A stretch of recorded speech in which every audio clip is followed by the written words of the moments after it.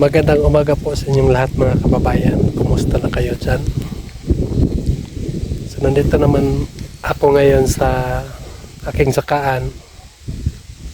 Tinignan ko itong mga kalabasa nga tinatanim ko dito kung ano na nanurok na ba? Anong tawag sa Tagalog yung nanurok na? Yung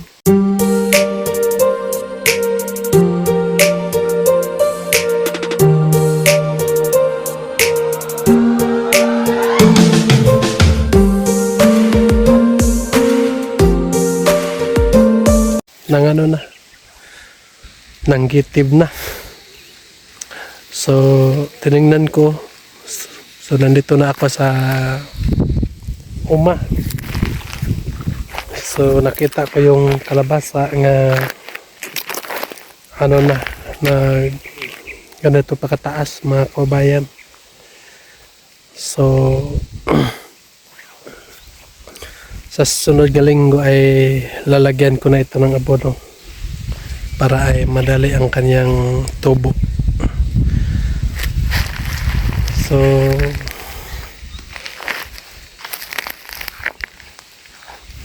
kasi yung kalabasa ngayon dito ay sobra ka mura mga kababayan, barato, tag 4 ang kilo. So sakaling makarbis ako baka mahal na. So kaya ay kahit barato ngayon ay alagaan ko itong kalabasa. Baka sa sunod ay magbahal na ulit. So hindi pareho-pareho ang kilo ng kalabasa. Minsan mababa yung presyo, minsan naman din ay tumaas. So nandito ako ngayon, ipakita ko sa inyo yung tinaniman ko ng kalabasa. Yung sinunog po ni Onyot, dito ako sa gitna.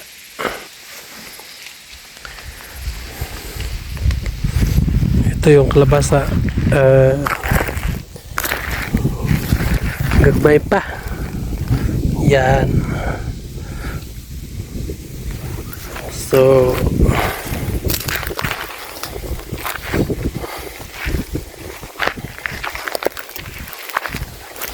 pareho-pareho pa po sila mga kababayan, maliliit pa dyan sa kabila.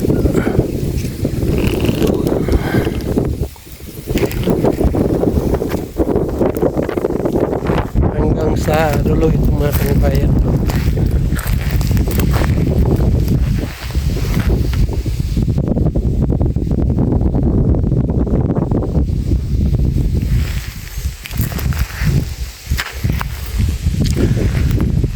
Masyadong malakas ang hangin dito kasi bundok dito mga kababayan.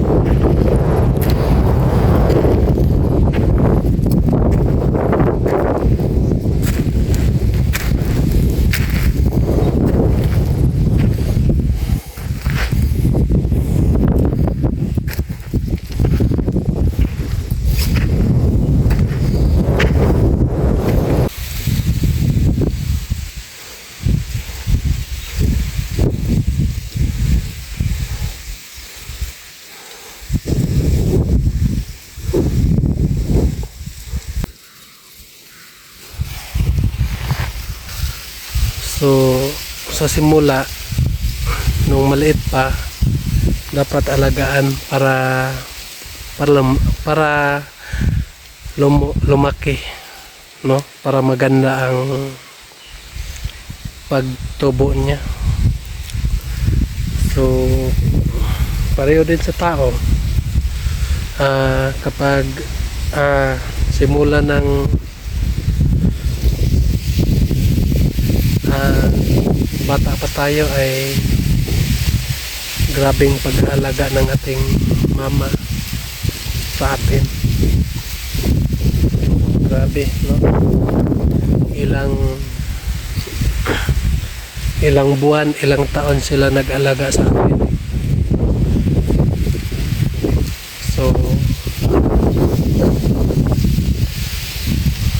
hanggang tayo ay lumaki na. So tulad din ng mga tanim, kailangan alagaan para po ay kapag hindi natin alagaan ito ay wala tayong ma-harvest, no? So tulad din ng tao, no? Yung kung bata pa, pag magsakit nga hindi natin gamutin, so sigurado yan mamamatay yan, mga kababayan. So naalala ko kasi yung dito sa amin nung una, so walang alam sa mga tambal ang mga katutubo dito nung una, mga kababayan.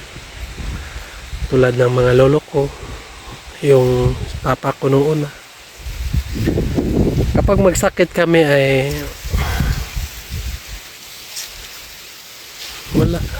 walang gamot na ipainom sa amin. So hintayin lang, magantay lang kapag kailan matapos ang hininga. So may mga gamot naman po sa dito sa mga bundok, yung mga binisaya ng gamot,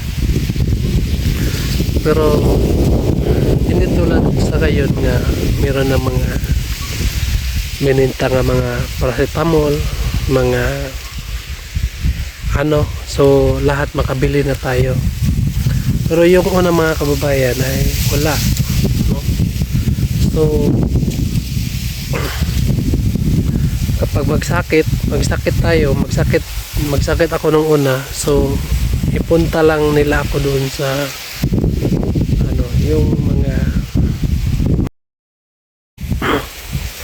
yung mananambal, di ba? Yung mananambal. So doon lang nila ipinunta yung mga bata. So kapag ang sakit mo ay suka kalibang, mamamatay ka agad doon sa mananambal. So kasi hindi nila kaya yan gamutin. Ang magamot lang nila yung sinaktan at pinaglaruan ng hindi tulad natin, di ba? Yung tulad ng nandoon sa mga baliti doon, mga engkanto doon. So kapag pinaglaruan kanila ay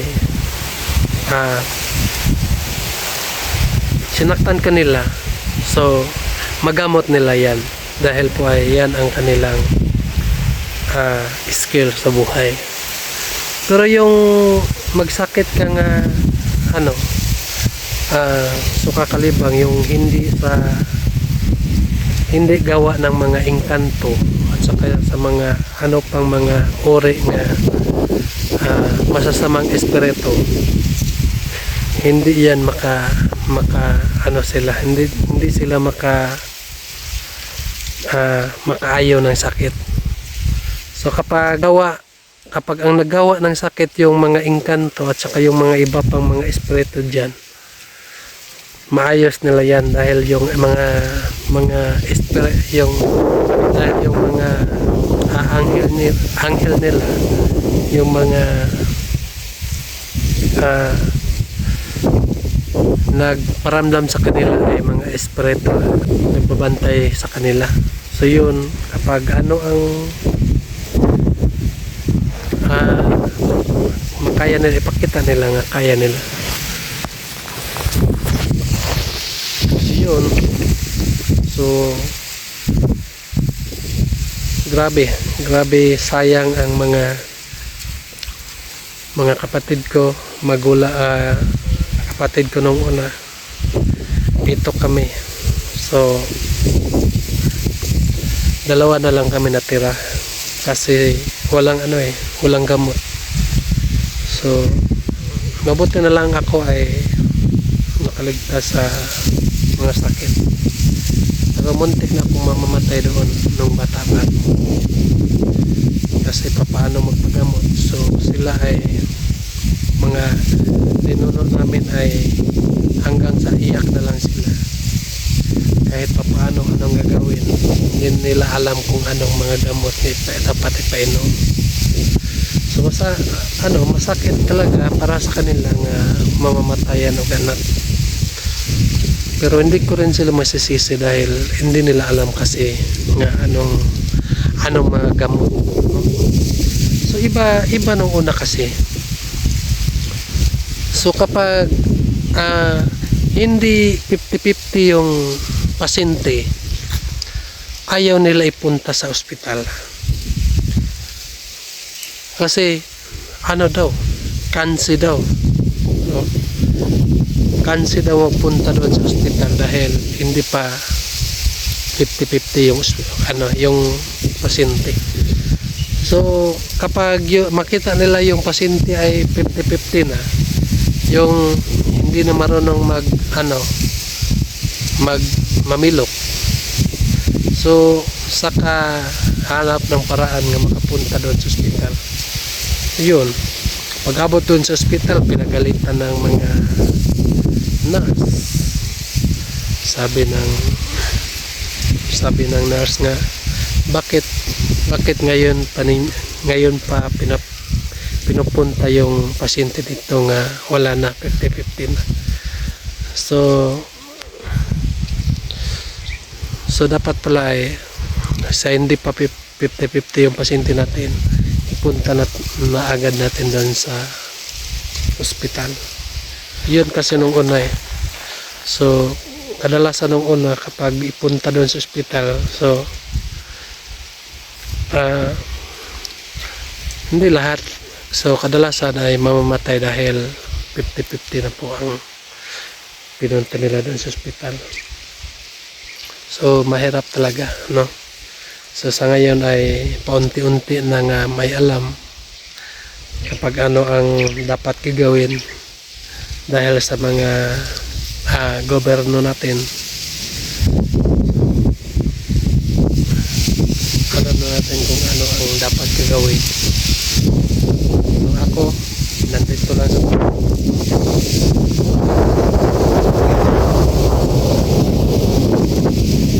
nag-aantay kung kailan itong ma-harvest itong kalabasa.